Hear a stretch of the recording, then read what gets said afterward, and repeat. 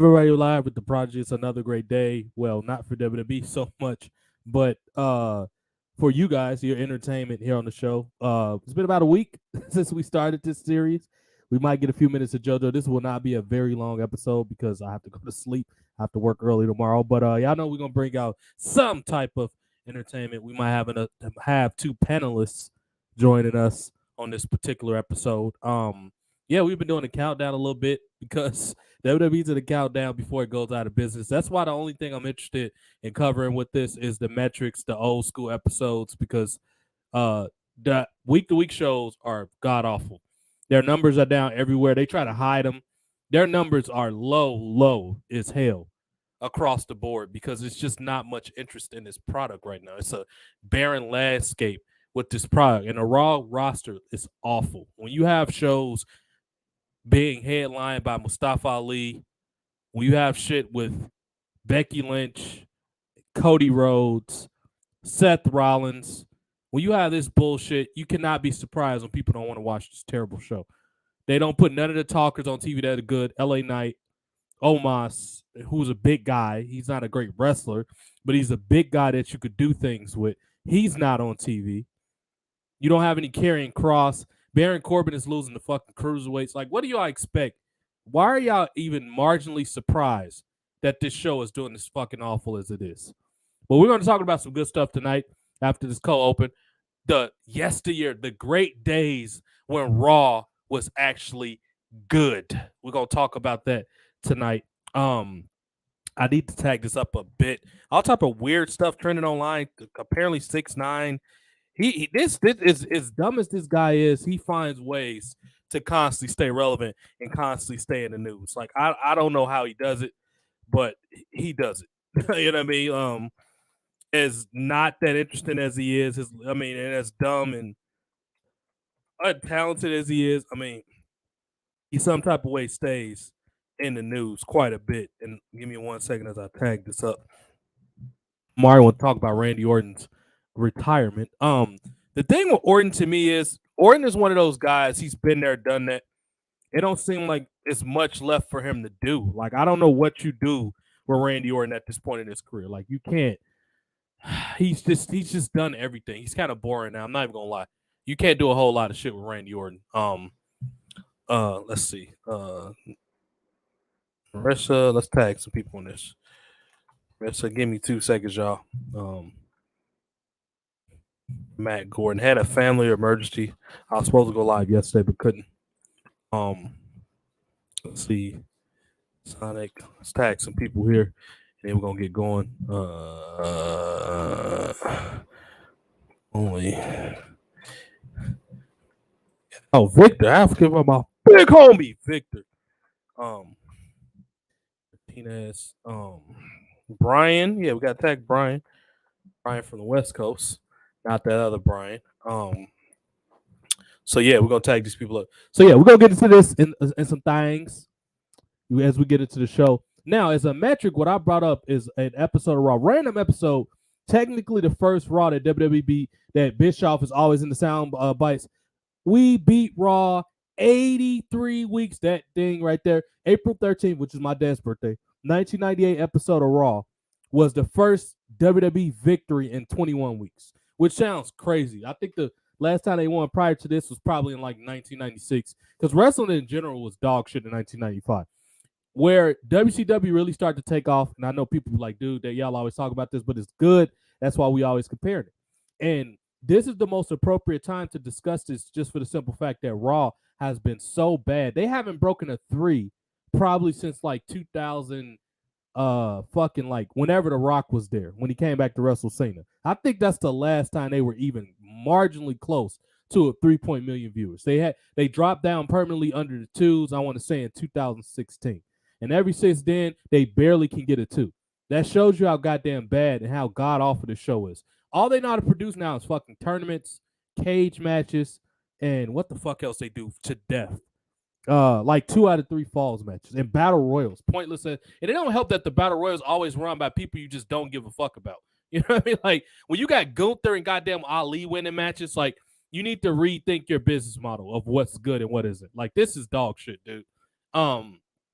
But we're gonna look up this random episode of Monday Night Raw, April 13th, 1998. This was when Vince got stunned by Austin, I believe. Oh no, when they actually had a match. When it got convoluted, Dude Love was guest referee. Of course, it was bullshit. They built it up well. You wouldn't be able to do that in today's time because people would be able to see through. Like, yeah, they're not gonna fight each other to the pay-per-view. Back then, before it was dirt sheets, before online, before social media, you was able to get away with stuff. It was less distractions. Now, if you do this bullshit, people not gonna sit there and watch it. So, this was the first time Austin and Vince got in the ring with each other. Think about how novel that was, like getting Vince in the ring to wrestle. Now you don't even care for the match. You hope they barely have matches because most of them are awful. But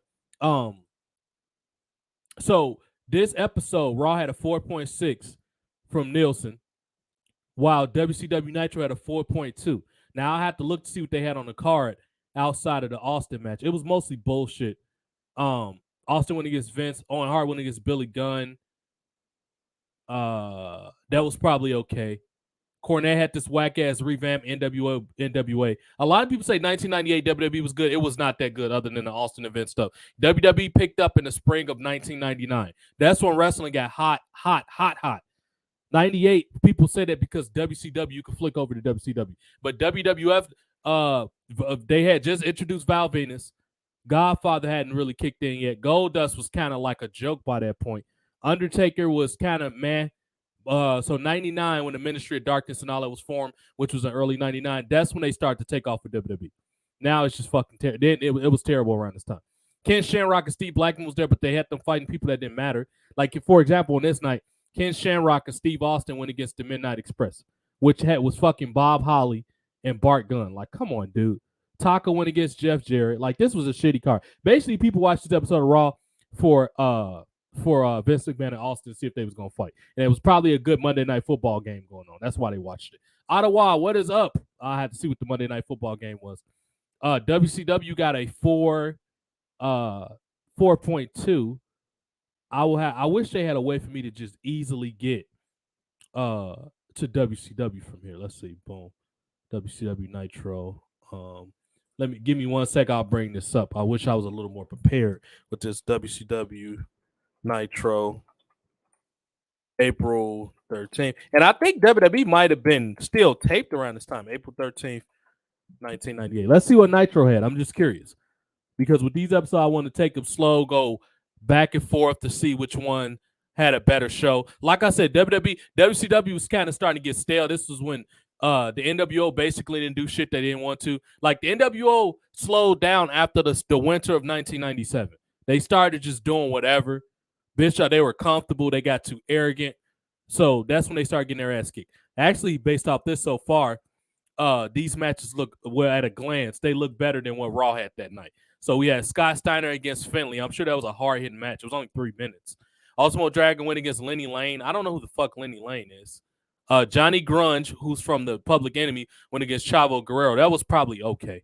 Benoit went against Glacier. I'm sure that was bullshit. Lex Luger and Buff Bagwell was in the match. That was probably okay. Jericho versus Super Kala. I'm guessing that's a lucha. That was probably okay. Saturn versus Van Hammer. I'm sure that was hard-hitting. Goldberg went against. That was a squash match. It don't matter who he went against.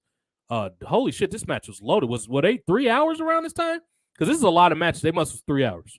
Kurt Hennig went against Rick Rude. I'm sure that was really good. Booker T went against La Parka. I'm sure that was solid. DDP went against Rage. Probably a squash match, but it was probably watchable.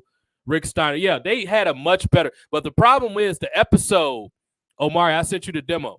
They removed Mandy Rose Myron storyline from WWE 2K23. That is crazy.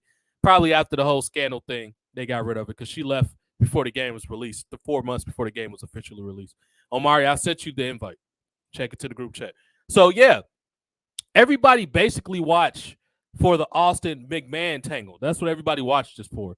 And what people have to understand is, and what WWE's doing a shitty job at now, you have to have a hook storyline, which usually should be the cold open. It should all either start off with a brawl, picking people up what happened last week. It's just no incentive to watch WWE. Like, a lot of the times, they're cliffhangers you don't care about because it's just a match that don't mean shit, or they don't bother even producing catching you up. They have this idea, well, you should know. That's what Triple H. Google it. That's what Triple H. So, that's what's wrong with WWE right now. Like, don't nobody care about this Trish Stratus Becky Lynch storyline, because we already know those Mark fans are going to cheer for both people. It's not going to be a heel, even though Trish is the heel on paper. These fans don't boo people the way they're supposed to be booed, and these wrestlers don't know how to get heat because they're afraid to get canceled online. You know they're not going to do nothing controversial. I saw Trish Stratus's tweet to Becky Lynch about why I'm better than you. It was bullshit. Like, if this was Trish in 05, it would have got some heat. Can you imagine the Edge versus Matt Hardy storyline in 2023? It'll be fucking terrible. They wouldn't let them do anything. Edge wouldn't have been able to go off on Matt Hardy on that web series they called Bite This. Edge would have been that's why Edge sucks now, because he's not the rated R superstar. He's old man Edge. He's supposed to be, let's get it one more hit. Get the hell out of here. Edge is too fucking old. What's up, Omari? Omari's here. I think he is, at least. Omari? Am I live right now? Can people not hear me? Let's see. Can y'all hear me? Because I don't know what's going on with Omari, because I can't hear him. Oh, no, they can hear me because I just played the thing. So, yeah, Edge is too fucking old, dude. He's not like this Trish stuff. And not only that, Trish is not appealing looking anymore. What's up, bro? Same Trish Stratus or whatever. No, I was just saying what's up to you. I didn't hear you for a while after I said what's up. Oh, I had my VPN on. That's probably why. Ah, got you. No, I was just talking to them about why WWE can't do anything right now. Like, we're just doing this. I got on here, did this just because I really needed to do something, because it's kind of been a stressful last 2 days. But this was kind of impromptu. I didn't have much written down because JoJo was the one that was doing the numbers. I just had to throw something up real quick, but I was able to get it. But he already had stuff written down. It's just he's won't be able to get on till late. But I told him, I'll probably be getting off by the time he get on, because I have to work early all this week. Until Sunday, I work early. So yeah, like a lot of this stuff in WWE is just bad. You know what I mean? It's they don't even bother to write fucking storylines. I don't care about anything Trish is doing, and I was already done when I saw that Mustafa Ali won the Battle Royal. Really? That's who the number one contender is for Gunther's belt? What storyline right now justifies fucking Mustafa Ali going for the title? What belt? What momentum does Ali have right now? This is shit that they don't think about. And this is why this lazy piece of crap Triple H needs to be out of office. Thank God Endeavor announced publicly the other day that Vince McMahon will be allowed to lead WWE as long as he feels, because Triple H or nobody else is ready to take that over. Not Bruce Pritchard, not P.S. Michael Hayes, not no other McMahon. Shane is disinterested. I'm excluding him, but he's disinterested in the show. It's dumb. Like, why would anybody care about what Ali's doing? Why would anybody care about most contenders? It's hard to care about Ricochet. Yeah, he's impressive, and he flies through the air like Booker T would say, with the greatest of ease, dog. But it's no reason to fucking care about him right now. I don't even care about Randy Orton retiring. I forgot about Randy Orton a long time ago. I was tired of Randy Orton before he got with Matt Riddle. Like, it's just like, yeah, he's okay, Randy Orton. He's one of the few vestiges of the Attitude Era, but I don't even care about him. He hasn't done anything for me to care about him in the last 2 or 3 years. He had boring-ass feuds with Sheamus, boring-ass feuds with Christian, who randomly came out of it. Well, no, I would take that back. The most interesting thing he did lately was when Christian got low-bowed by Ric Flair. It seemed like that was going to go somewhere during the pandemic. When he had the lights on, he attacked the veterans or whatever. When he had the laser lights, that was fine. That was the last interesting thing he did. Him and Matt Riddle had potential with him being kind of the grumpy, serious guy, and Riddle was the goofball on the scooter. But it got too gay. Like Matt Riddle was painting his nails. Like, bro, don't nobody want to see that shit. We already bombarded with feminist bullshit. Why would we want to see that? Well, that was stupid. That whole him attacking the legends was stupid. Like, it makes no sense. They were trying to, kind of lean into. Absolutely. Ottawa. Go ahead. I'm sorry. What's up, Victor? They were leaning into him being a legend killer, but it makes no sense now because because when you think of it, he's considered the legend. If anything, right, younger people should be attacking him. It makes no sense for him to bring back that character or try, have him go after legends when he's considered that. He's from the Ruthless Aggression. He's one of the last acts from the Ruthless Aggression era that people enjoy. And he's a legend now. What? He's in his 40s now. He's mid 40s. Yeah, he's in his mid 40s. Yeah. But yeah, Randy Orton is just like Randy Orton is not a guy that you build a company around. Like Triple H, and this further people think I'm irrational with Triple H. Well, he made guys like Batista and Randy Orton. Yeah, I give you Batista because I went to see Guardians of the Galaxy over the weekend. That movie was awesome. That was the best Marvel movie in like 5 years. It was a really good movie. Thank God they took their time. Man, it took forever. It took them like 6 years to release that movie. But it was damn good. I'm pretty sure I'm going to watch it a couple more times. It was very good. And Batista was a large reason why that movie was fucking awesome. What are you going to say, Omari? I was just gonna say, continue about that Randy Orton thing. I was gonna say he's considered the legend now because if he was to do a modern day evolution, if you want to be honest, Randy Orton will be in the Ric Flair role. I don't think he's charismatic enough. Well, he has the tenure as far as he's been there for a while. But I'm gonna be honest with you. You cannot make a believable faction that's not the Legacy with Randy Orton. Legacy made sense because all those dudes was like all they danced was work rate people except Dusty. They all had the Wild Samoans, Ted DiBiase. They was all work rate people. Ted DiBiase was a solid talker, but he wasn't nobody who was gonna build a. He was like a good upper mid card heel. You couldn't build no company around Ted DiBiase. And he was like a good upper mid card heel / manager.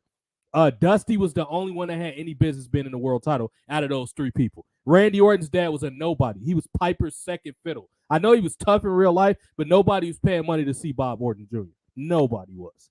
So I don't think you could make a faction with Randy Orton. It wouldn't be no different than Gunther's group because Randy Orton is serious work rate guy. It'll be exactly like Imperium when nobody take those motherfuckers serious.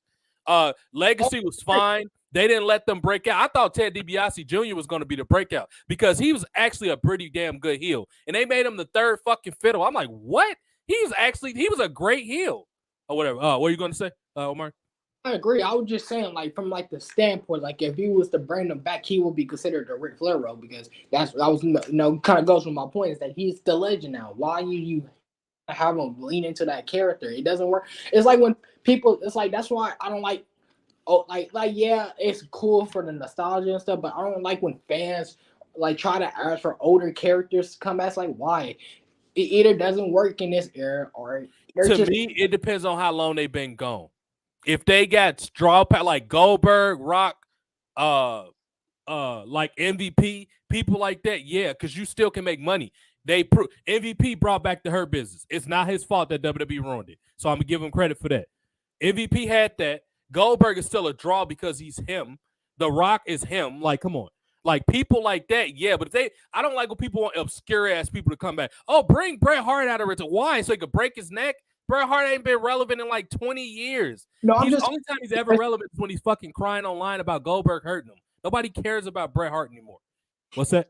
No, I'm just talking about, like, I'm not talking like older wrestlers come back. I'm just talking about, like, fans wanting older wrestlers, like, wrestlers' older gimmicks come back. Like, you know how we still got like some older wrestlers nowadays and how they want their older gimmicks to come back. I'm not gonna lie, it depends on what it is. Like, for example, if John Cena went back to that Thugonomics, that'll work because nobody ever saw him as a heel after that point. That will work. Carlito coming back spitting the apples on people, I think he would get heat depending on who he worked with. If you had him work with like Seth Rollins and he actually was being a bitch to Seth Rollins, he would get heat. The problem with Trish is with females, you have to leverage their looks on top of them being good actors. Trish is not a good actor, A. Her promo has always been kind of mid. Let's be honest. Trish was a hot chick that got over because she can wrestle.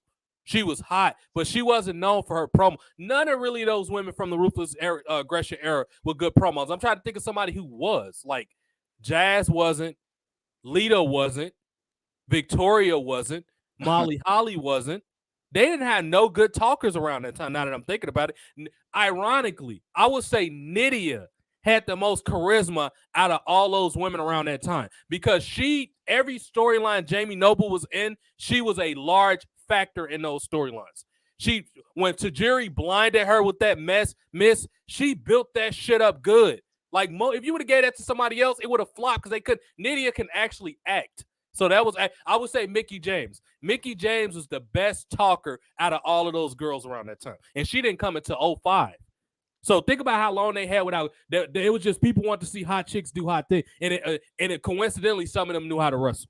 The Jazz group, all of them, Victoria, Molly, They knew how to wrestle. But the rest of those girls was just Maurice. They didn't get a legit talker in WWE until Maurice. And that was in like 2008. Look how long that was. Michelle McCool, despite me disliking her, she's a good talker. Layla was okay. But that was way later. Way later.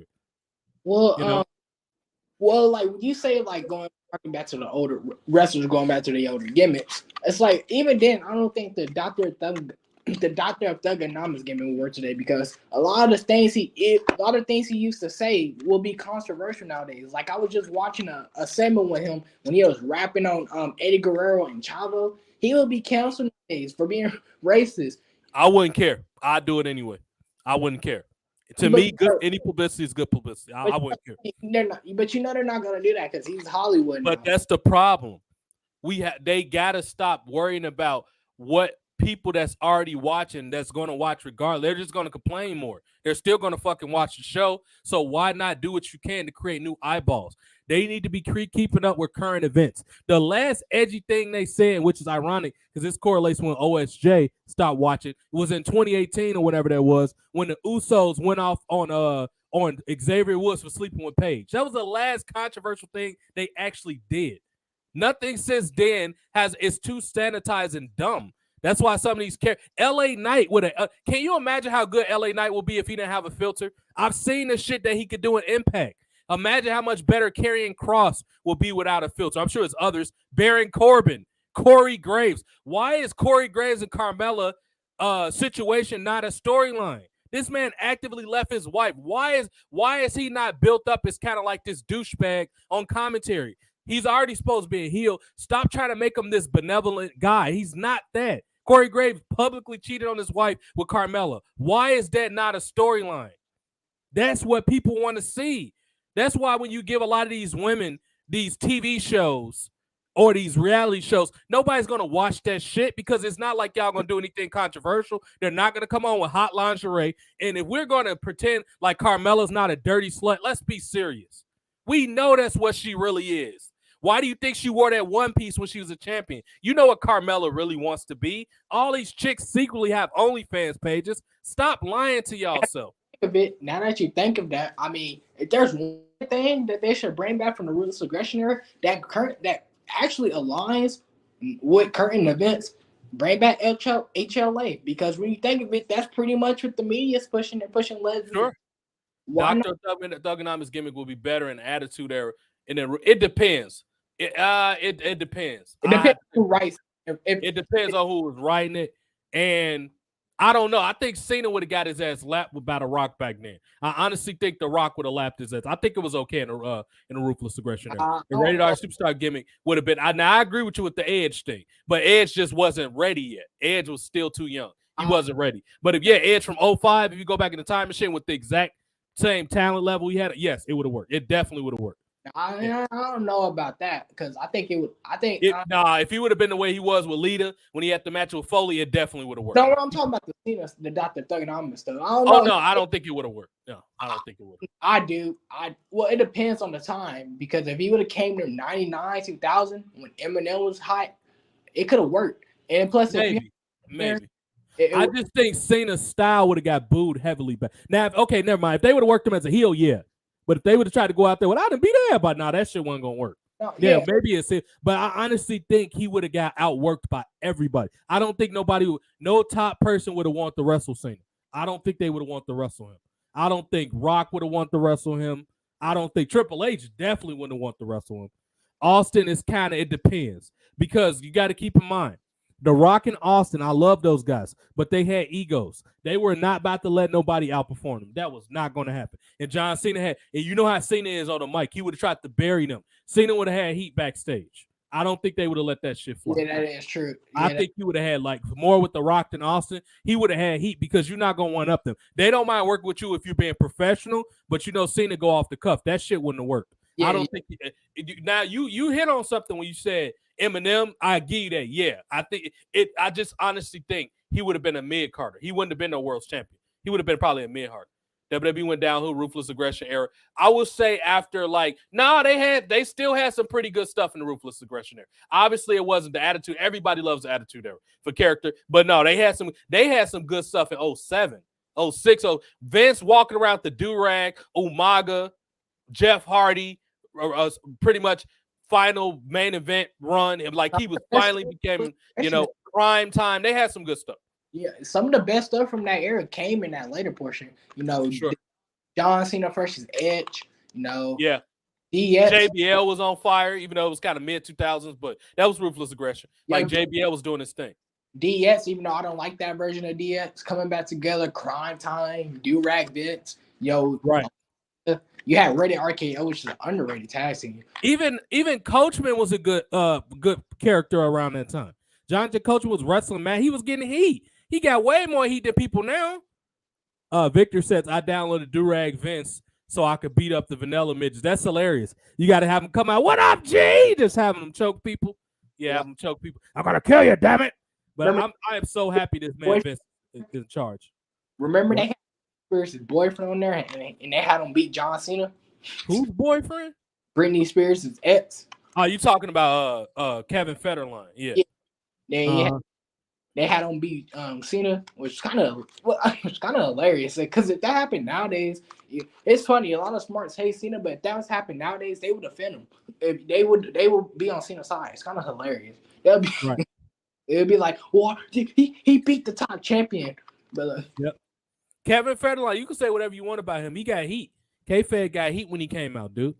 Honestly, he got hella heat. Britney Spears, if they got K-Fed, why they just bring Britney? Well, I know why. She probably go through that identity. She was going through that crisis at the time. But if she was shaving her baby's heads and shit.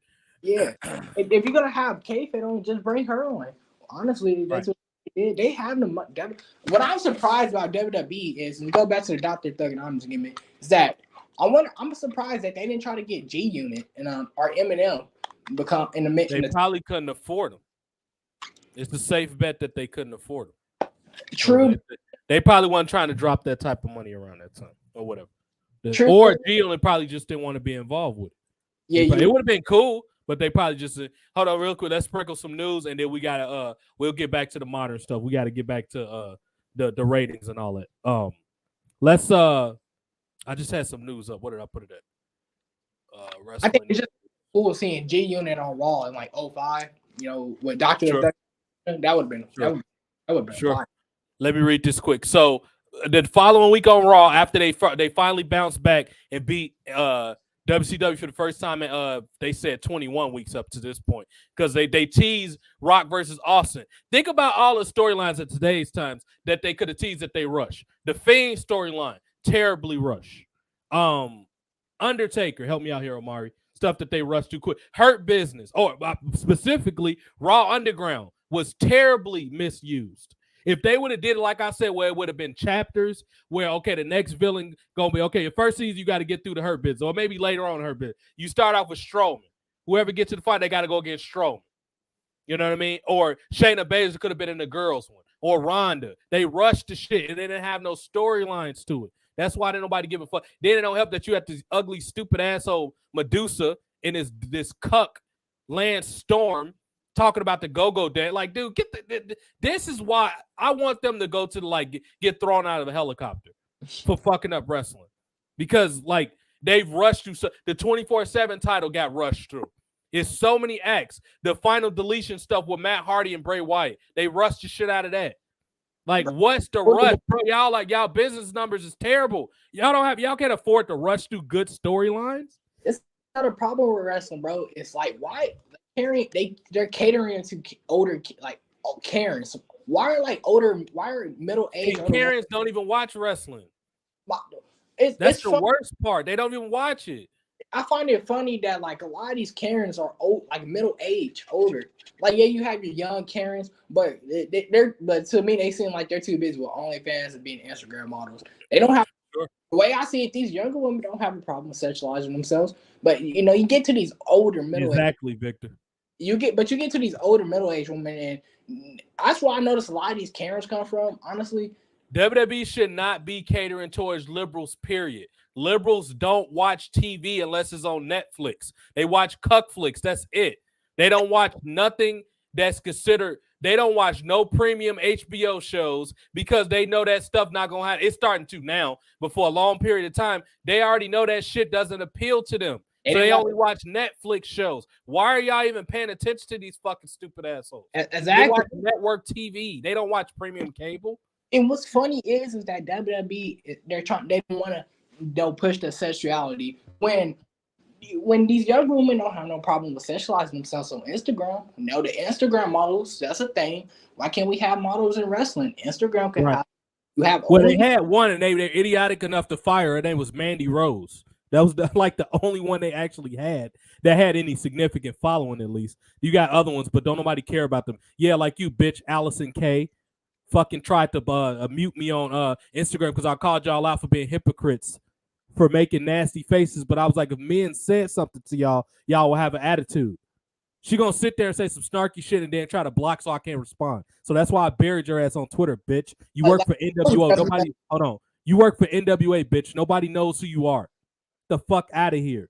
That's why nobody hires you, especially after you did that underhanded dig to fucking Tessa Blanchard, you dumb bitch. That's why nobody know who you are now. What the fuck is wrong with you?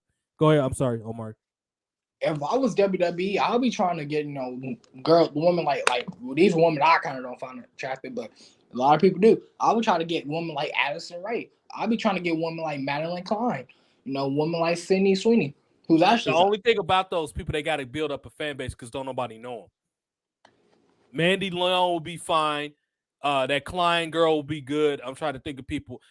They should have got Velvet Sky. She must have heat with one of the writers, because I don't know how the hell when Velvet Sky was hot as one of the beautiful people that WWE never made a play. Even in the 2010s, they didn't bother to get Velvet Sky. What the hell is wrong with y'all? One of the hottest women ever in wrestling. I definitely would have tried to make a play. She would have been in strip tease segments all the time, because that is a hot chick. He said Mandy Rose is making more money on fan time. She is. And I want to see her come back, but I won't blame her if she don't. WWE should have never fired her. They're dumb. And I bet they fired her probably after they was whacking off. I heard A-Train ugly ass drop dime on her. He's probably wanking and then trick later. Bitch ass. I bet Mandy got fired from WWE. I don't know what you mean there, Ottawa. Yo, Kelly Kelly, bro. Speaking of striptease, Kelly Kelly, bro, is one of the hottest women I've ever seen in wrestling. A lot of people like Kelly Kelly. She wasn't really my jam, but I get why people like her though. Yeah. But the woman I was naming off, they ain't wrestlers. They're Instagram models. That's pretty hot. That WWE should try to get on a TV at least once. I just don't. iBeast. I don't understand this company. I really don't. Is that who? That's another thing. I don't get it. I don't understand about modern wrestling. Who are they trying to cater to? Are you catering to Are you catering to the kids? Liberals. It's not an age group anymore, because most WWE, most of the people that watch, if it's in various age, but the one thing they have in common, they all SJW liberals. It's not an age, because I done seen 40 and 50-year-old people at NXT. It's not an age. They're not trying to cater to age. They're only catering to SJW cucks. That's the only thing they're doing, and they come in all ages from 18 to 80. It's SJW cucks. I done seen them, so they definitely out there. Well, that does seem about right, because I don't see any, PJ or kids I was watching, Cena in the early 2010s no more. I don't see those. They don't even care no more. Those kids now are young adults. They don't care about wrestling no more. They like your age or a little bit older. They don't care about wrestling no more. Those kids be on TikTok and stuff like that.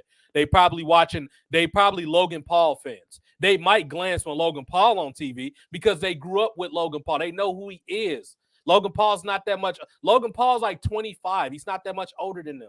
So they grew up watching him come of age on YouTube. That's why if it wasn't for Nick Khan, Logan Paul wouldn't even be in WWE. These fucking stupid assholes don't know who he is. Nick Khan was his agent. That's why he works there. I meant to say I don't know that Khan. I don't know. Some of these SJW, Victor, I wouldn't have known who Wrestling Otaku and none of those dudes were until y'all told me. I don't keep up with those fucking assholes. I have too much of a life to know those dudes, but I hear that they be doing weird stuff online. Yeah, I just don't know them cats like that. You know what I mean? But yeah, I mean, some type of way, Otaku broke into the algorithm. He found a way to break into that algorithm. So good for him. Those fucking assholes know he is. So the following week on Raw, it was in New York. WWE got why did y'all not put the number on this one, but y'all put it on the previous episode? But I have a separate tab with the numbers on here. So on that episode, they got let me scroll down a bit. The April 20th episode, they got a 4.4. Is that Raw or WCW? That should be Raw. They got a 4.4 WCW got is WCW red? They got a Nitro. Here it is. Nitro got a, for whatever reason, they're not listed on this one. Or did they get a 5.1? Hold on. Blue means Nitro. Oh, Nitro beat them that week. They beat them that week. I got to see what they had on the show, which I'm about to tell you right now. Nitro on the April 20th episode, which was the week after Vince and Austin fought, or teased that they're going to fight. Mr. Toss My Salad Conan went against Chris Adams, the Barbarian. This was not a better card. What were y'all drinking? Barbarian went against whoever the fuck Wayne Bloom is. Jericho went against Juventud. I'm sure that was good, even though it was only 3 minutes. Goldberg went against Raven. I'm sure that was great as far as psychology. La Parka went against Ultimate Dragon. I'm sure that was great. No, okay, now it's starting to get good. Chris Benoit went against Kurt Hennig. Hammer went against Saturn. Bagwell and Steiner went against Public Enemy. Booker T went against Psychosis. I'm sure that was really good. Lex Luger went against Brian Adams. I'm sure that was a squash, but it was probably entertaining. And Hogan went against Savage in the main event. Okay, I see why this was a good episode. Now let me go to the counterpart with Raw. Raw that week had Farouk against Kama, which I'm guessing that's when the nation was breaking up. Dan Severn went against Mosh. Yeah, this looks like shit. Bradshaw went against Goldust, the formerly known as Terry Funk, and Tuco Scorpio went against the Midnight Express. Yeah, this looked like shit. DX went against LOD 2000, who was fat and out of shape by that point. Dude Love went against Steve Blackman. That was probably a pretty good hardcore match. Dark Farouk went against Austin. Yeah, this looked like shit. What were y'all thinking about following up? That they must have had a good opening talking promo that week. What the fuck were y'all thinking about following up at the Austin events with that bullshit? I hear those people on TWRP. Yeah, a lot of people heard of those dudes on TWRP News. But online, I don't even like. I don't keep up with SJWs. I ignore them usually. So unless I've had a vigorous argument with them, I don't know who none of those fucking assholes are. So yeah, like at that point, the WCW seemed like they was falling off the rails. Like, yeah, they hit gold with the Goldberg stuff, but by that point, they was just too much NWO Hollywood, NWO Wolfpack. You couldn't get them to do anything that they didn't want to do. That was the worst part. See, that's the point. Like Eric Bischoff, he wasn't a strong leader. Like he should have been like Vince and put his foot down a little bit against him. And I'm so sick and tired of people saying that Russo put WCW out of business. No, he didn't. People were still watching those stupid episodes. They weren't as high as they were doing it like the 98, but people still watched that shit. People are still watching it for the shock value. They still fucking watch. Eric Bischoff put WCW out of business by overpaying anybody. Well, I wish y'all get that shit through y'all damn heads. Russo did not kill WCW. Russo had people watching Impact in like the early 2000s. What are y'all talking about? Or mid 2000s? Yeah. By doing dumb booking, like I said, like just over relying on the NWO when they could have been putting their eggs in, guys who were hot, like Sting, Goldberg, Diamond Dallas Page was hot. Hell, like even though I just said the Wolfpack, like they was overdoing the whole NWO stuff, the Wolfpack was hot. But what they do, they got back together in early '99. NWO got back together. Now it's NWO Elite. You see, that's the problem. What they kept doing is too much NWO. Goldberg should have been there. Stone Cold Steve Austin. Well, he kind of was, but the problem when you have something like the NWO, it can be overexposed. But my worst problem was the fact that they didn't have no legitimate baby faces to go against, because most of the people got flipped heel and joined the goddamn either Wolfpack or NWO.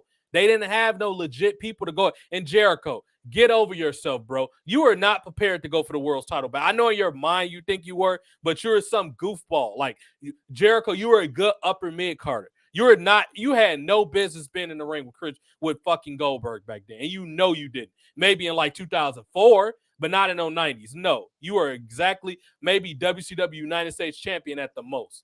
He didn't have no business going for the world title. In his mind, he was supposed to. Time Warner was the reason why WCW went out of business. They were the ultimate people that took it off, but WCW killed themselves earlier by overpaying anybody, whether they wrestled or not. They gave the No Limit Soldiers $400,000. That tells you how fucking stupid those people were. Yeah, and I think Master P got like a 1.1 million or something like that. And like I said, doing stupid booking decisions. Like I said, Goldberg should have been like he kind of was their Stone Cold, but they didn't go all the way with it. He should have been he A should lot have. of people was threatened by him. A lot of people, all the NWO was threatened by Goldberg. Every single one of them. That's the problem. A lot of people were like Brett and Sean were probably and Taker were probably threatened by Austin, but they did what they needed to do. That should have Well, been. you just said the difference between was Vince and Bischoff. That was the primary difference. Yeah. Bischoff was trying to be everybody's friend. Vince wasn't. That Yeah. was the primary difference of it. You totally right. Bischoff wasn't a good leader. Like Goldberg, he should have replaced the NWO as the top back. It should have been Goldberg and DDP. And then you have Sting. Some reason he's in the Wolfpack when he spent like 3 years trying to fight the group.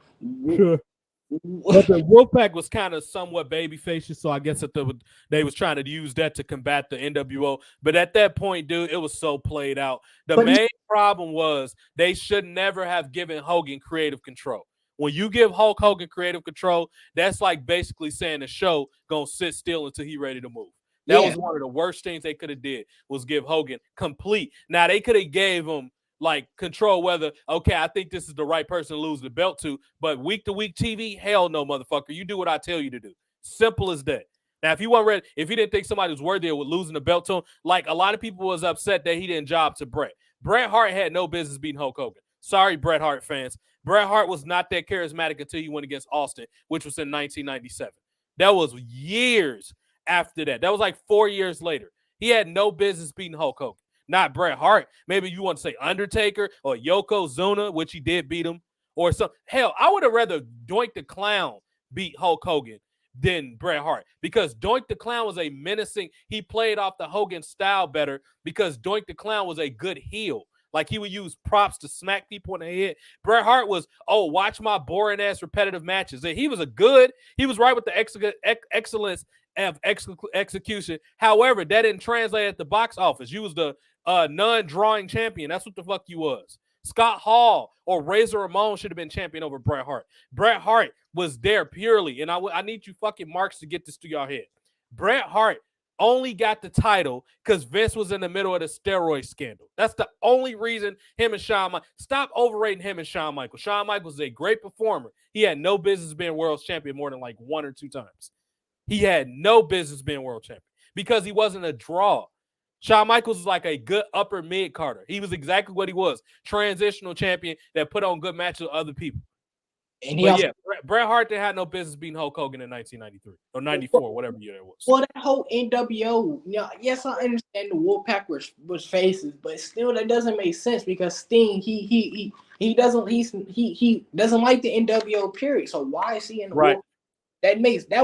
That should have told people that that WCW was going south. When Sting, and you know what? To be fair, it doesn't help that Sting doesn't speak up for himself more. Like the fact that he let Triple H beat him, and I heard him in that London interview, which he was under contract with WWE at the time, so I didn't expect him to go off the cuff with those people. However, Sting, Triple H fucking robbed you, dude. I know you was trying to be a company guy, but they didn't make any. First of all, who was that they put in the NWO? Why was Sting being helped by the NWO? It was cool seeing the NWO. Don't get me wrong. It was really fucking cool seeing them come out there. Fucking Scott Hall took a bump. He showed all you motherfuckers, hey, yo, you think I'm a drunk, huh? He took a flat back bump on that fucking floor in California. But, Sting shouldn't have lost to Triple H, bro. That was retarded DS. And why? Listen, this was even more stupid than Sting joining the Wolfpack. Why is Holt done? And it's the original 3, the NWO, who are like mortal enemies with Sting. Why are they helping him out? Right. Yeah, I don't understand what they would. I don't understand a lot of what WWE does. Like was some young was some young guy that wasn't alive booking that show? Honestly, I scratched that. A young guy would have booked that way better. It depends on who it was. It's hard to say. Age doesn't automatically mean you're gonna book stuff good. It's just it depends on who would have booked it. That's all it comes down to. Well, it seemed because it just seemed like Triple H doing what he does best, and that burying WCW stars. Because it should have been Sting and Taker. They should have honestly just swapped the two. Should have Put Bray and Triple H in the match together. Triple H can beat Bray. Nobody cares about Bray. What people cared about was Sting and Sting versus Taker. That's the dream match everybody wants. And it was handed to them on a silver platter, on a silver ticket, however you want to call it, and they didn't take it. So when it comes to making good decisions, they barely do any. Real quick, let's go over Raw. Like we said, this is only gonna probably go another 20 minutes. This is not gonna be a long show. We may, if I get opportunity, because I got people, family kind of over in the house in the basement while I do my show. We needed to help them out. It was kind of a fire at their place, so they kind of in my space a little bit. But when I have the opportunity to get back on this week, I'll get back on. I'm off Friday, maybe Friday. We'll see, maybe Friday. After this broadcast, let's read about what happened on Raw this week. So Raw, the minute I saw Becky Lynch come out, because it was just on the TV in the room, I was like, no. No. I turned it off. But they was in Greensboro this week. They still continuing this Brock Lesnar, Cody Rhodes bullshit for whatever reason. Bro, I don't care how lucky Cody got in Puerto Rico at Backlash. Why is this still happening? And we already know where this is going. The whole purpose of this, and I'm pretty sure they had to pay Brock Lesnar a shit ton of money to even agree to do this shit. They're going to make Cody look like the underdog, get sympathy, and they're going to give him that title. He's going to be champion going into Detroit at SummerSlam, probably. If Roman Reigns is not back, it won't even matter if Roman Reigns is back, because it's probably going to be a rematch for what they consider the ultimate undisputed title. And I'm almost willing to bet you this, Omari, this is what they're going to do. Cody Rhodes is going to beat Roman Reigns, and they're going to get rid of that red and that blue belt, and they're going to use that new ugly-ass belt as the main belt. And Roman Reigns is going to take a long break, and you have to deal with assholes like Cody Rhodes and Seth Rollins being in the main event. Y'all might as well get prepared for it, because that's where they're going with this. And my goal was to go to SummerSlam because it's only 4 hours from my house in Detroit. But if the main event has Cody Rhodes or Seth Rollins in it, I am not going, even though it's not that far from my house. I refuse to watch that crap. I was possibly going to go to WrestleMania this year, but when I found out Cody Rhodes won the Royal Rumble, I already pretty much changed my mind at that point. Now that you speak of it, I was talking about this earlier, is that the last acts that we have from the Ruthless Aggression era, and kind of the Attitude era, but most of the Attitude era stars long gone. But the last acts of the Ruthless Aggression era are pretty much carrying the company, name value wise right now. I mean, Brock, Orton, Edge, Ray, and a couple others. I guess you could say Bobby Lashley, because he's. And think of the irony. Think of the irony of what you just said, even though you're 100% correct. Think of the irony of that. The shows have been absolutely terrible. I'm sorry. With all those stars being there, they still can't get 2 million people to watch the show. And this is the reason why. The writing is awful. The logic is awful. Continuity is awful. No hot women. And then it's too much oversaturation of women where it's to the point where people don't even want to fucking watch it. Like, bro, it was one thing for y'all to get a women's Hell in a Cell, Elimination Chambers. It'd be good with the right people in it. But a lot of the times they didn't get the right people. And another thing is you got all these bull-faced dyke tranny looking girls that nobody would get hard to. None. Nobody. Dude from Subway couldn't even, the one that got the charges, the $5 footlong dude, he wouldn't get hard for none of these motherfuckers. And that's a large factor of why nobody watches it. Ottawa says we need babyface and anti-heroes and heels. Yes. And it's complex ways to write that. I know WWE think, well, the times have changed because this shit that Seth Rollins. Think about this. A metrosexual Seth Rollins is a featured guy on your flagship show. He doesn't even know what he's supposed to be doing. I know he don't think this is, bro, the Joker came out 2 years ago. Why are you just not trying to be Joaquin Phoenix? Wouldn't it be more relevant if you was doing it as it was happening? Why would you wait 3-4 years later where the movie, bro, Joker 2 getting ready to come out in 2024. Why are you just not doing this shit? These dudes, yeah, exactly. Jared Fogle, Jared Fagel. But the last women's division I actually liked was the one in during the PG era. The one when you had Caitlyn, you had AJ, Bellas and stuff. Yeah, at least they had like kind of entertaining characters. And you had E Torres, and the Bella. That was the last one I liked. But once Charlotte down started coming in, that's when my interest started going downhill. Well, Right. for other reasons too. What else was I gonna say? Oh, I was gonna say is that I wonder what WWE is gonna do in like 5 years, because those, like I said, the last acts of the Ruthless Aggression era are about to retire. I want to be surprised in about 5 years. Edge, Cena, Orton, Brock, and Ray are all retired from wrestling. I'm pretty sure they will, because a lot of them probably gonna have like career-ending injuries. Seth Rollins look like Jared Leto. Maybe, but he sucks though. Like Jared Leto is like, he ain't that great, but he's way better than Seth Rollins. I can guarantee you that. Like What else? What other type of bullshit did they have on this show? like what are they gonna do? Like when because They're gonna die because they dead now. They brought Nakamura back to go against Miz.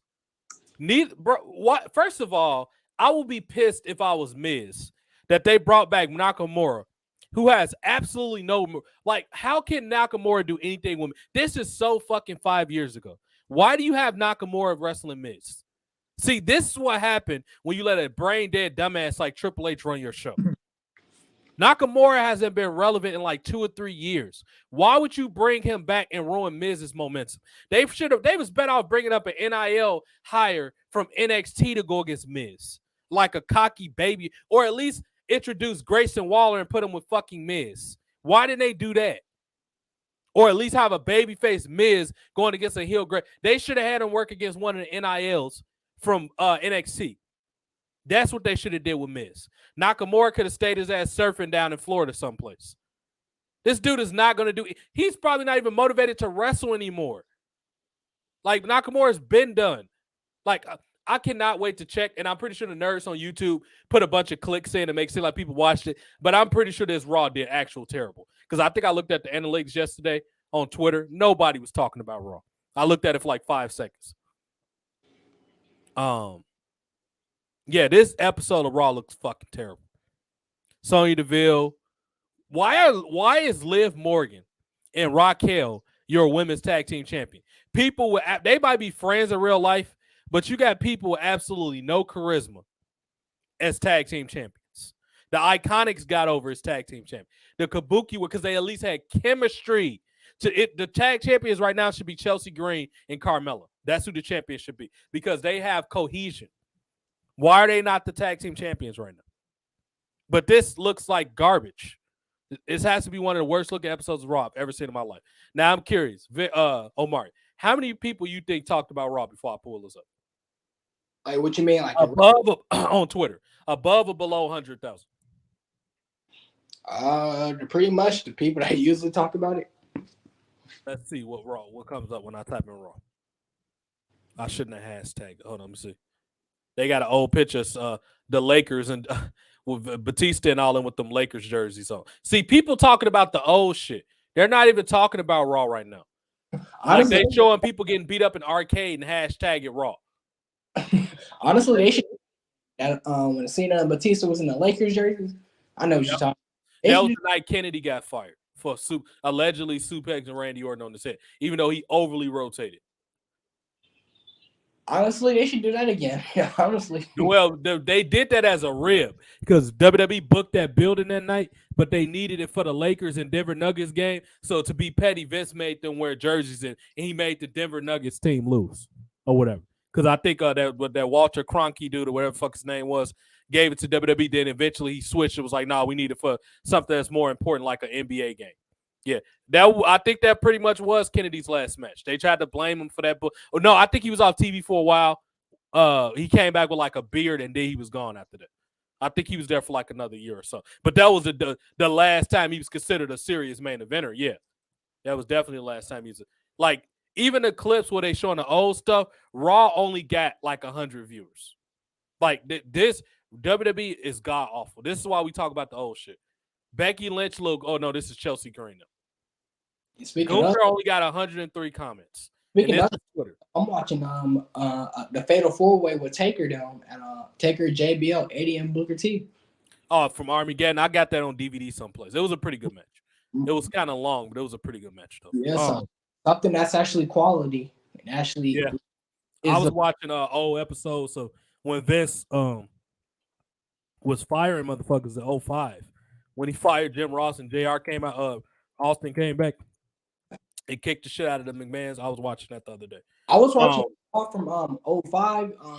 It was the one from mid 05 where Cena was feuding with Bischoff, and then you had the Matt. Yeah, I remember that. That was when Jericho took that 2-year break. I remember that. Yeah, and you had the Matt Hardy coming back. That's around where I'm at. I'm actually around that time. That's exactly that was like Raw 25 or whatever for Raw reunion. Okay, people that out, bro. Matt Hardy was over it. Besides like Cena, Batista, he might have been the third most over in that company at the time. Or Edge, I would say Edge. Like babyface wise. Oh, maybe he's definitely one of the top. Yeah, maybe. Yeah. Now, on Raw, first of all, this show needs to not be called Raw no more because it's nothing raw about this show. It's raw shit, baby, raw sewage. Kevin Owens and Sami Zayn against Judgment Day got 354,000 views. This is fucking Raw we're talking about. From the official WWE.com page, 354K. That's what the fuck. Bro, if they keep going away, let's say Endeavor only buys WWE for the library and they just use the money off that and let Triple H book Raw and SmackDown. Raw and SmackDown is going to be under 700,000 by New Year's 2024. I guarantee you. And how ironic. The year wrestling got popular, and it's almost like God was like, you know what? Fuck this shit. How ironic is it that 40 years ago, Raw wrestling got popular in 1984 everywhere? How ironic would it be that wrestling dies in 2024? Because they were stupid and they allowed it to die. But it's very clear on that path. Just so y'all don't think I'm joking, let me take the graphic down and show y'all how low these fucking numbers are for Raw. Because people think I just be talking sometimes. Look at this shit. This is from last night. Kevin Owens and Sami versus Judgment Day. 354,000. It's fucking TikTok channels that get more. I will have more than that in probably the next 2 weeks. I'm already at like 10 in fucking 6 days. For the people that don't think I'm a draw, nobody watch. Bro, I have all my, and I will show you in a second. I can show it to you. I have nearly 10,000 views. I had 2 in the first fucking day almost. Nearly. I was at 1,500 in like 7 hours. I double checked it. It's people on fucking TikTok with 10-second videos that got more views than this fucking bullshit. This is goddamn embarrassing. 340K for the top 10 moments of Raw. Ronda Rousey apparently came back, but nobody's going to pay to see her against Raquel. Who wants to see that? 340,000 views on the fucking top. Usually the top 10 of anything, MLB, NFL, has the highest because people don't watch full TV shows. How does your top 10, which is supposed to be your most concise, people don't even want to watch a 13-minute video about fucking Raw. And they sit here and give you every excuse in the book why this show is fucking terrible. And I'm getting sick and tired. I've moved on to other stuff. I only do this to pretty much hang out with Omari and JoJo and all of them. This is the only reason I still fucking do this show. I'm way more interested in talking about other stuff. I would rather talk about anything else other than wrestling. And I'm starting to talk more about politics, current event stuff. I just don't give a shit about wrestling no more. I've been stopped giving a shit. But after I saw what they did with Cody Rhodes and all of them this year, I knew this was the year I pretty much gave up on wrestling. That's what I do on debate. That's what I on Twitter. I talk about wrestling, but I'll talk about the wrestling games, like old, stuff, and make fun of it. But that's pretty much what I do. Like I just argue, with people on politics, other stuff, and try to make people mad. By the way, it's TJ Time 1991 on TikTok. That's what we get it cracking every morning. You can expect me on that damn near every day. Anywhere from usually 3-minute videos, but go check that. That's where you're going to catch me. And I might start doing some sketch comedy if I can get my original Jason back in contact. We're going to do some funny shit. We're going to make a satire wrestling league, like a South Park league at some point. I've been talking to several people. It's probably going to happen because I'm going to show these stupid fuckers how to white wrestle. I'm going to show them how to do a good show when me and my people do it. Which y'all should know damn well I can write for. I've written for people before. They just don't tell y'all that I've written for them. But I've ghost written for people before. Good stuff that they don't tell you. People know me. They try to pretend like they do. They do. They know who the fuck I am. But Wrestling is off. I promise y'all. Cobra Kai has 5 seasons. If y'all haven't watched Cobra Kai, go watch it. That's the modern pro wrestling, Cobra Kai.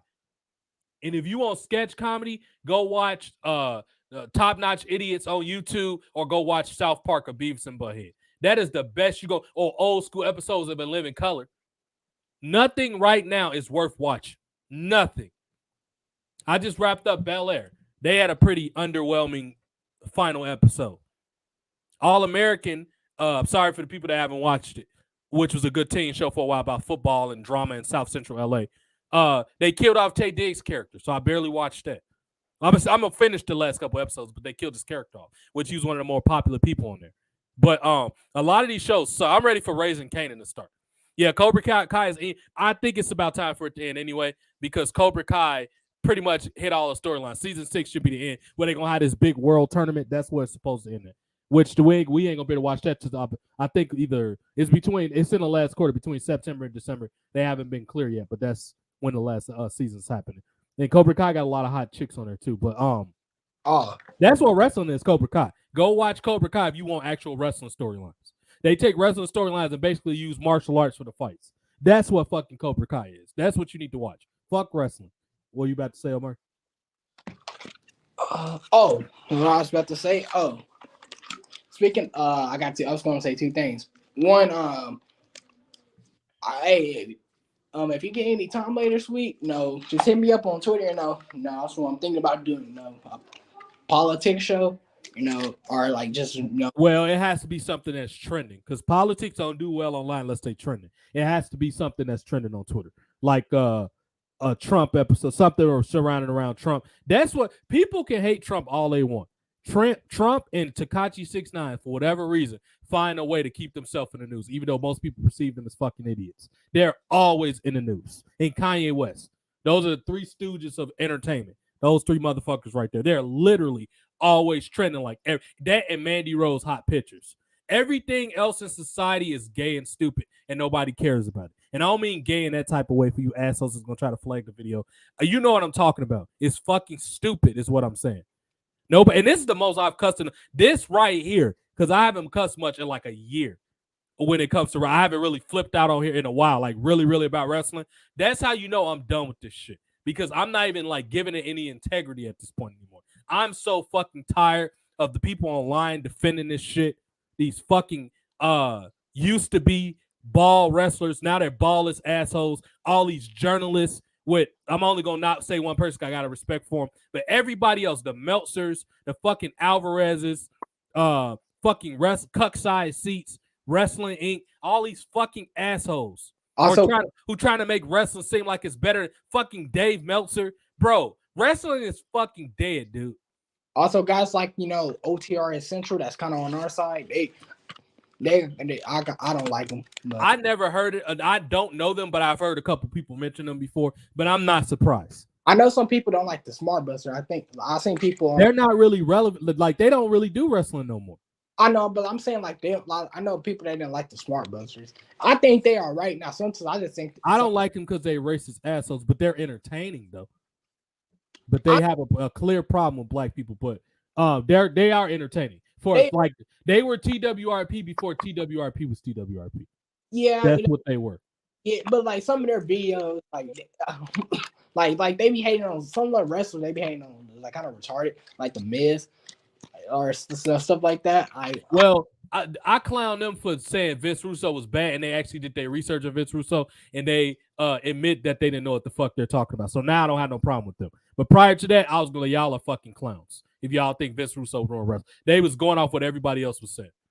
I don't even know who OTRS is. They sound like a bunch of clowns. Maybe I'll get them 15 seconds of my life when I get off this just to see how fucking stupid they are. Matter of fact, I'll do it while I'm on air because I don't want to waste my time while I'm off air even thinking about these douchebags. Let me see who these people are. OTRS. It's another dude. Society Reviews. I know he knows TW, but I don't really like dude like that. OTRS. I mess with off as kind of a smug asshole. I mess with Society Reviews. I'm cool. I don't really like that guy like that. I've heard him say some stuff that was kind of dumb, but specifically about culture. He one of those black people are black people's own worst enemies, which some of that is kind of true, but he leaves out a lot of important. You can tell he's a black dude that grew up in the suburbs. I kind of got issues with people that deny racism. I got a problem with the Those thugs. fucking assholes. I got a problem with the thugs and the dregs in our community. That's holding black people like me and you down. That's because like when you think of it, black people like me and you when people think of black people like me and you, they think of us as thugs because of those dregs we got in our community. That's what I'm talking with. I saw this OTRS dude. I've seen him before, but I wouldn't bother. I can tell by looking at a dude like that I wouldn't take his show serious. He looked like one of those old school Raw fans from the 90s. That those dudes that be showing up at the anniversary shows, they got the custom sport coat. He looked like he'll hang with those fucking assholes. He looks like a mark. I wouldn't even listen to this dude. Just by looking at him, I could tell he's like an old mark. I wouldn't take him serious. He's on our side, like he makes good points, but like bro, like he's one of those dudes, like bro, he'll hate a superstar so much he would not give credit at all. Like I'm not saying like you gotta be like an Orton, like a Cena, like a Brock type fan, but bro, like you gotta at least give him some credit. Like I don't even like guys like Seth, but when they do something right, I give them guys credit. like who? Like Seth Rollins, guys like that. Seth. I refuse to give him credit about anything, and it don't have nothing to do with his wrestling. I don't care about anybody's wrestling. Everybody can run. That's like saying, oh, an NBA player can bounce a ball. He's supposed to know how to fucking bounce a ball. He's a basketball player. And that's like saying, oh, he knows how to shoot a short range jump shot. He's in a fucking NBA. He's supposed to know how to do that. But that don't make him LeBron James. People be trying to make it seem like because you have competent skills that you need to do your profession that they deserve to get championships.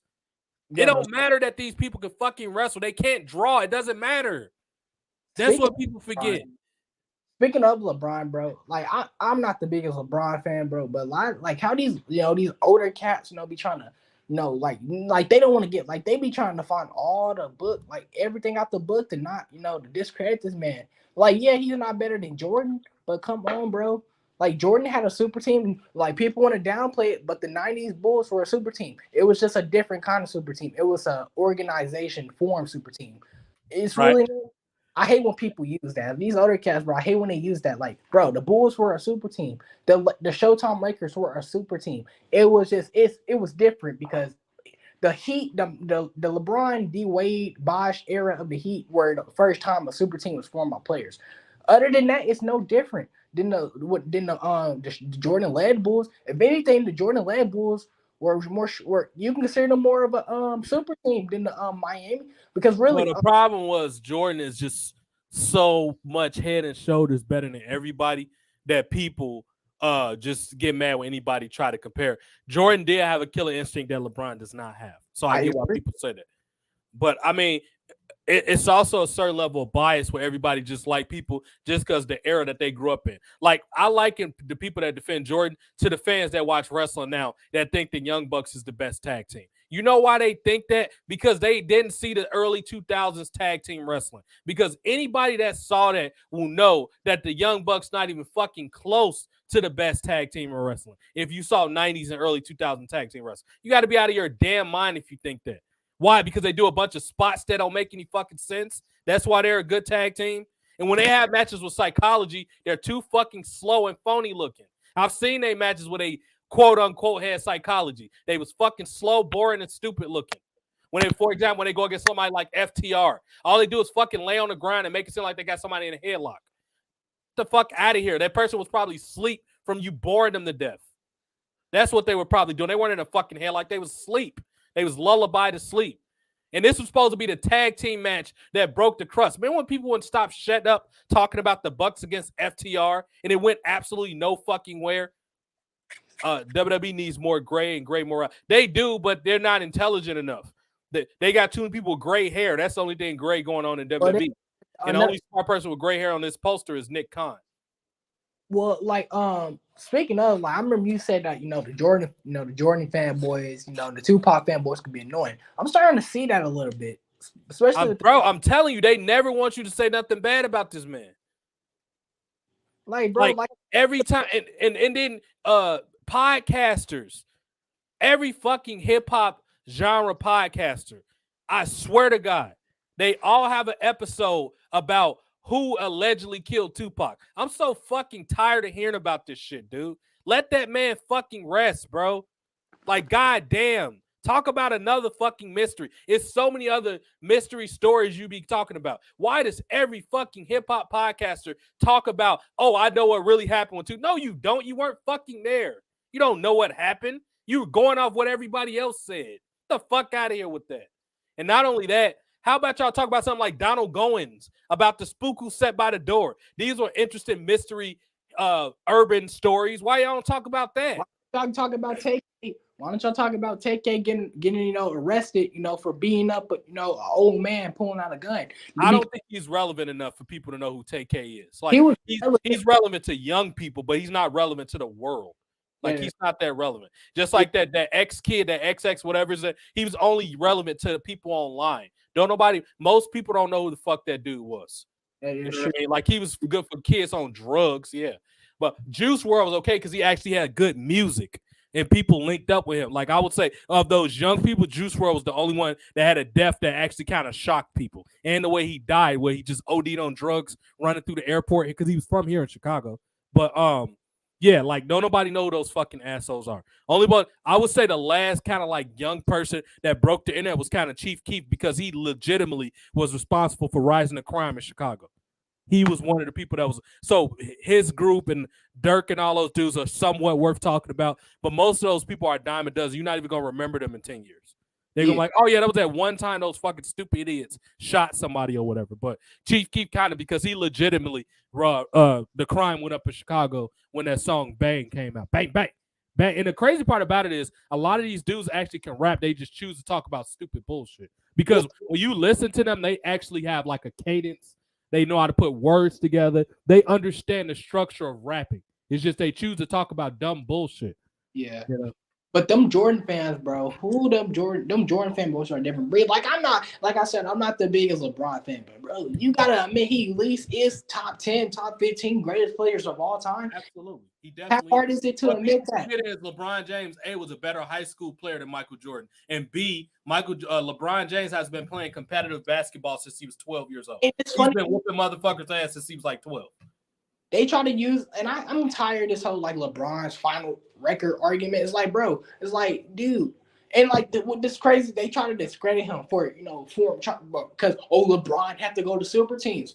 Like Jordan wasn't on the super team. Like I said, it was just a different approach to the super team. The Jordan-led Bulls, it was formed through the office. They were either drafted or traded. It's not like the players came together. LeBron, it was just different. It was the same super teams. They both were dominant. Plus, what is crazy is that people don't want to give LeBron no credit at all. It's like, look at him in 2007 against the Spurs. When he was literally like the only legit guy on that team at the time. He was with a bunch of scrubs.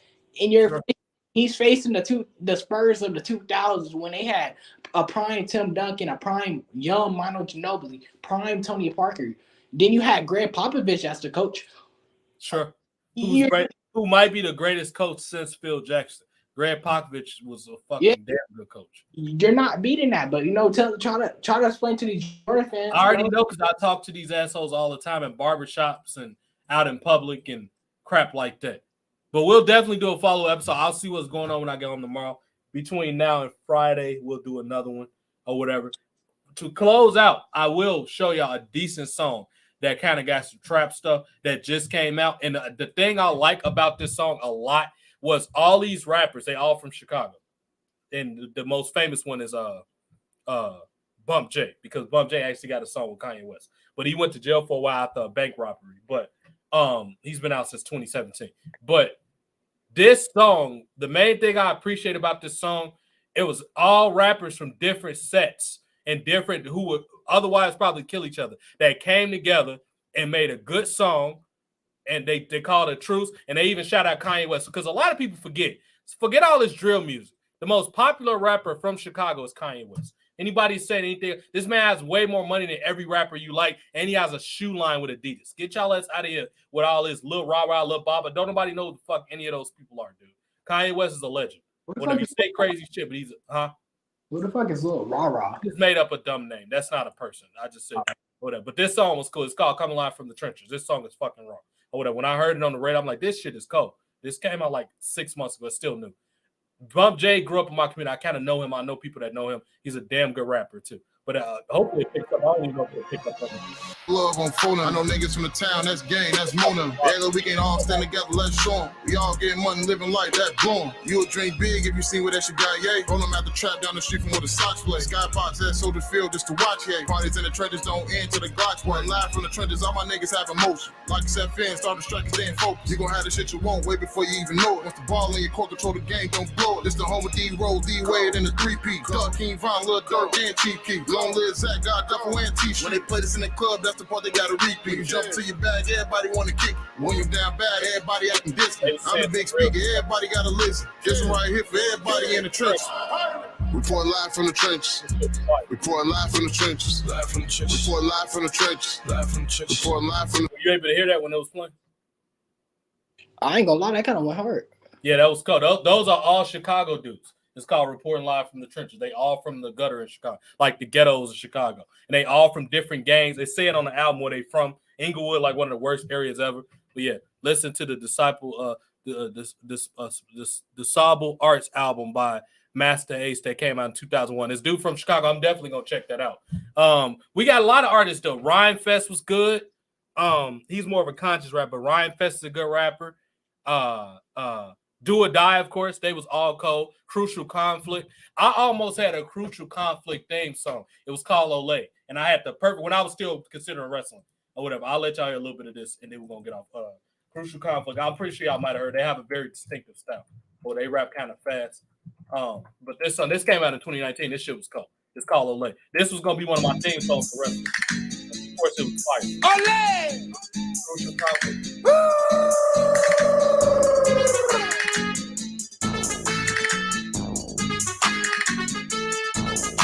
Ole, ole, ole. Too late, they trying to catch up. I'm way away. Even though you say it ain't no pressure. Okay. Don't want no smoke, don't try to test us. Now go roll up and blaze and have some fun. It's a fiesta. Knock the dust off. Too bad that's y'all lost. You niggas just all talk. Man, cause I'm my own boss. I tried to tell them they ain't listen, it ain't my fault. I got my pilot license, I'm about to take off. It's about to go down once again, this song with the squad that be smoking on hay. Way back in the day, we came with the wave to change the game, now they gotta pay. Push your conflict, bitch, I don't know what it is. Still official when I shut shit down, you dig? But proud with the style, trap with the cow, back on the proud. Next time around, I'ma get rich, be chillin' and coolin', say come ain't no pressure. Now it's the fiesta, flick nigga forever. Kilo cold and never Q, ain't nothing better. Who wanna bring it? I've been waiting for this. I'ma pop, let it rock on your block, pop. Pulling off in the drop to the top. Catch me with a hot flexibility, sipping on margarita. Pull me a shot, straight to the face, no chase on the rocks. Flick on the stage, now the place gonna. This song was called, and they approved for me to use it because I talked to them. They was like, "Yeah, you from Chicago? Yeah, you can use it." I was like, "Shout out, blah blah blah, all that good stuff." They was gonna come to a show I was at, but I was like, you know, this one I was like, you know what, I'm done with it. I talked to Crucial Conflict. I've talked to Chadwick Boseman before. Like, I'm gonna start showing y'all receipts because I know people. I don't have to prove myself, but I'm gonna show y'all just so y'all can look stupid. I've known, bro. It's not hard to talk to celebrities when they know you about business. All you gotta do is ask them. They gonna either say yes or no. They know I'm about business. They know I'm saying I'm not a goofy mark. That's, you know what I mean, that ain't talking about nothing. So yeah, but that's when music was good. That's classics like 90s sound, like when people was like lyrically just dope at everything. And this is like, bro, society, these kids don't understand, like, except Omari, Marissa, Victor, people like that. These kids don't understand. This shit y'all are hearing is not art. Like, art has taken a large step backwards since about 2009. Like, everything's awful. When you got Tekashi Snitch 9 is like a top rapper, like, you know something is wrong. That goofball finds a way to keep himself in the news. Like today, allegedly he's gay all of a sudden or whatever. But which I could have guessed he was, but if that's true. But these kids think this shit is art. Yeah, now I give it to y'all. Y'all got TikTok and Reels. That shit is cool. That's something from the last generation that I actually enjoy. I like the Reels and being able to connect with your fan. That shit's cool. I'm not gonna lie. Snapchat and all that, that's from y'all generation. I appreciate that. However, when it comes to writing is awful from this generation.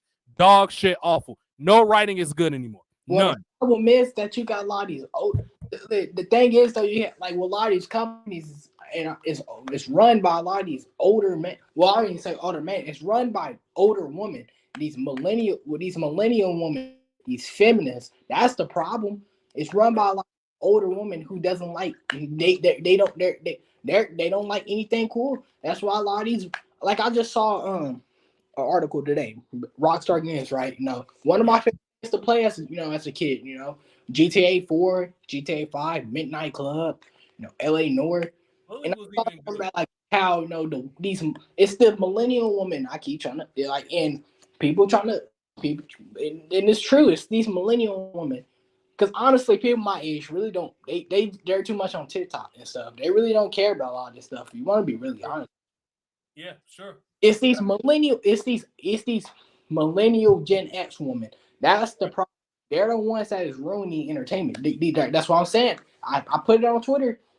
Gen Did X you ever women. see the South Park bit that made fun of wrestling? Did you ever see that? Yes, I did. That shit like that is funny. Don't Menace to Society, not drinking juice in the hood. That shit is funny. Goddamn fucking Chauncey from Menace to Society. Like somebody put in the caption Chauncey versus Flanders. I was that like shit like that is that's what good writing we had. The Wayans brothers were fucking hilarious. From a lot of the stuff they wrote was good shit. You know what I mean? Now these kids now are retarded. Like they don't know what good stuff is no more. They think, all these rappers with all these dumb names and stuff is good art or whatever. Like, come on, bro. Like, I'm just gonna show y'all a couple quick things from Culture that was absolutely fucking hilarious. And I'm sure luckily Omari was able to see a lot. Hey, nigga, where you at? So I think the 2000 was the downfall. To be honest, I'm really not the biggest fan of the 2000s rap. Honestly, when I go back to old rap, it's 90s rap. Honestly, Sure. I think that was honestly. I think the anti-establishment era, ruined a lot of stuff. Honestly, Sure. it helped stuff, be edgy, but it wrong. That's how you got stuff like South Park. But when it comes to like a lot of stuff like music and stuff, it ruined. It was still some good stuff in the late 2000s. It was a little good stuff in the early 2010, depending on who you listen to. They still had it. Didn't get real bad until like the mid 2010s. That's when it got terrible. It was some good stuff in like late 2000s. Well, see, Even Lil Wayne rock album wasn't as bad as people. It just wasn't what his fans wanted. It wasn't a bad album though. He had some. problem is though is that you have these middle-aged women like Stephanie McMahon. That's the real problem. If you want to know why, like you have people like her. What's her name? The star. Oh, Catelyn Killen. But a lot of them people getting fired though. I think that lady got. I think she got fired. A lot of them are starting to get fired because these board of directors are tired of losing money with these dumb bitches. Like honestly, a lot of them are starting to get fired. Like starting to get fired. Honestly, I'm not saying it will be like.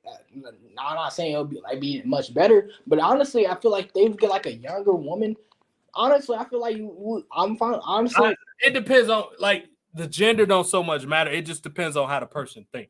Funny is funny. I'm trying to think of a female writer that's actually kind of funny. I'm sure if you give me a second to think, I'll think of one. Monique. Monique is funny. Monique from the Parkers is funny. Monique's funny. The lady from Sanford and Son was a funny comedian. I'm sure some of the Family Guy writers or Simpsons writers were funny. I'm sure they got a couple. It's just not many. It's not many. The problem is the times we live in. Like Culture is not funny now because everybody's afraid to write jokes, and that's all a result of this feminist bullshit from college. That's all it is. Let's play a couple of these clips real quick, and we're gonna. I would love to do an episode. Maybe we do a follow. We'll see. Maybe Thursday, Friday, where we just talk about everything that was good and like as far as comedy and art versus everything that ain't. That's what we're gonna do.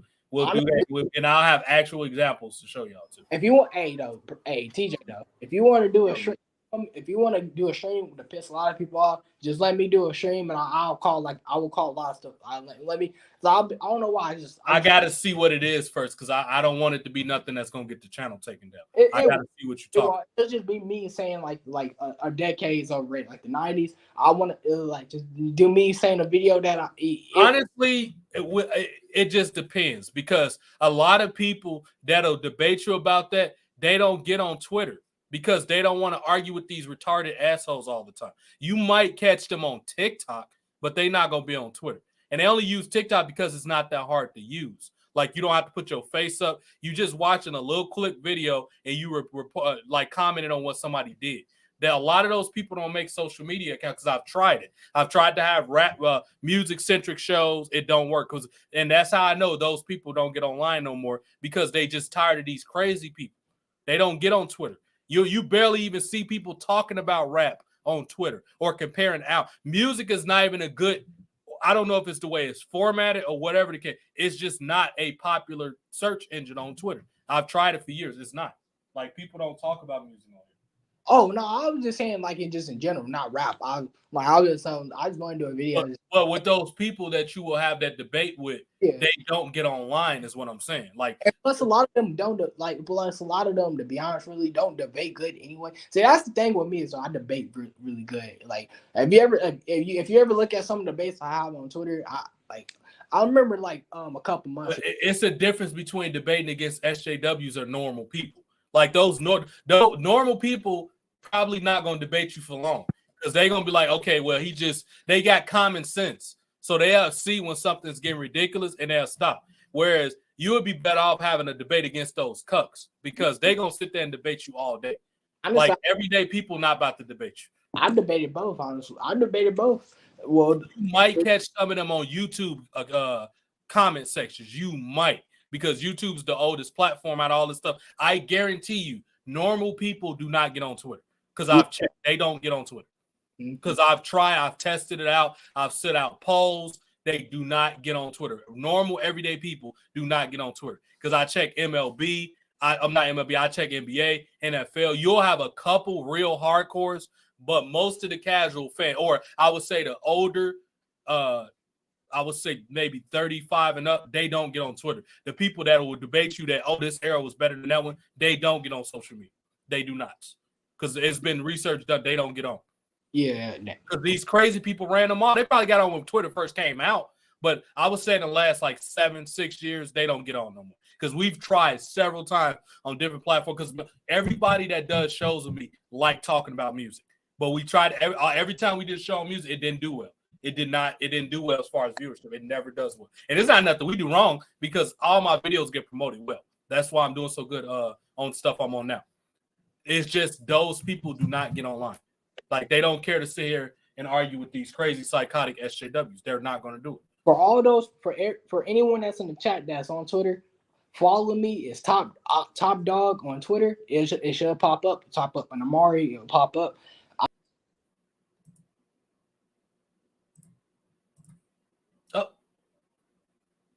I think was Omari gone? I think we might have lost Omari.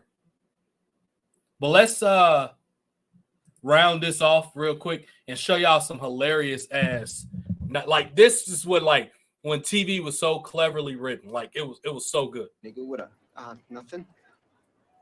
Why you come to this motherfucker so early all the time, man? You said 1 o'clock. I don't give a fuck what I said, nigga. I don't get out of bed for 2:30. Don't come through this motherfucker so early. Just watch his eyes the Understood? whole time. His eyes was hilarious. See what you got. This motherfucker. Black Nissan Maxima. Yeah, I'm not sure what happened. Omari. 1990. It's got to look exactly the same, okay? Yeah. They don't.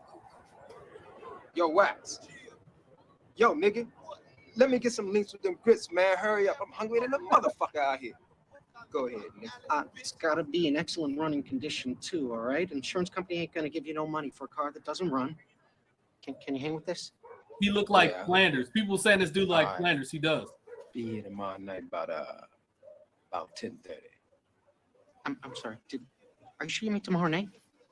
Do I stutter, motherfucker? No problem. Tomorrow night, that's Huh? fine. Did I stutter, motherfucker? No, you're right. What, you scared to come through this neighborhood at night, motherfucker? Huh? No problem. You ain't too scared to have a black man steal for your funky ass, is you? You're right. Man, get the fuck out of here. Okay, thanks. Take Thanks. Don't Motherfucker's eyes. your narrow ass up in here. He said, "Take Go your on back to the way. Oh my god, this was probably gonna get taken down, but I don't care. This is for the fans. Let's look at the one with South Park. So let's see. This shit was pretty hilarious. They might only have shorts. Is this a short? Look! This is wrestling. This! Mister, you better take your gay porn and walk right out of this bar. He said you better take your gay porn and walk right out. Look! This is wrestling. Hold on, let me see if I can find another one. Wrestling. That's not wrestling, dude. That's fucking gay. Yeah, what are you? Wrestling. That's not wrestling, dude. That's fucking gay. Yeah, what are you, a child molester? Where's all the cool costumes and jumping off ropes and stuff? Oh, not this again. Let me guess, you just went to that stupid WWE show in Denver last night. Yeah! Ugh, the WWE is not wrestling. That's a bunch of fake bullcrap. Wrestling. That's not wrestling, dude. Oh, That's God. fucking gay. Yeah, what are you, a child? This is what they would say now if they was watching this bullshit. Just go ahead and get on your hands and knees. Huh? Just down on the floor. Hands and knees. Okay. All right, now how about you? Your name is? Triceratops! All right. Come on over here. I'm going to position you in the official wrestling starting position. It's a wrestling. Here we go. The fuck is this? Now just reach around him here. Good. Dude! The fuck are you doing? Get back on the floor. I'm teaching you the starting position of wrestling. That's not wrestling, dude. That's fucking gay. Just go ahead and get on your hands and knees. Huh? Just down on Oh, the they floor. already played it. He said, "Huh?" The way fucking this is what wrestling was fucking hilarious, bro. Like, or what South Park was hilarious. I forgot what I said I was gonna but we about at that mark. Thank y'all, the whole crew, Amari, Victor, Ottawa, who's a new fan. Dude, y'all gonna start having to catch me on TikTok. It's TJ Time 1991 or something else that's not this fucking stupid bullshit. I'm so tired of wrestling, dude. Half the time I don't even like. Some days, unless I'm talking to my homies, Victor and all of them, I don't even get on fucking Twitter and talk about wrestling no more, dude. Unless I'm talking about old stuff or reminiscing. I'm so fucking tired of this bullshit, bro. Like, it's just like this is the year, ironically, that wrestling is probably going to die. 2024, they're fucking going to die, and they killed themselves, and it's their fault. For the whole crew, like I said, it's TJ Time 1991 on Twitter, Twitch. We doing cool shit. Apparently 6ix9ine is gay, but I did a little piece on that, so go check that out, y'all, on the Tickety Talk. It's TJ Time 91 or on the Twitter page. As a matter of fact, let me just post my thing up in here so y'all can see it. Pause, not that thing, but this thing. I need to have it pinned to my page. Actually, I don't know why I don't have it pinned to my page. It needs to be. So yeah. So if y'all copy and paste this link, this is where it's at. Go check that out. Let me know what y'all think. I'll put some pretty cool shit up there. So yeah, let me know what y'all think, and I'll talk to y'all soon. Be great. Bless y'all families. I'm rich, bitch.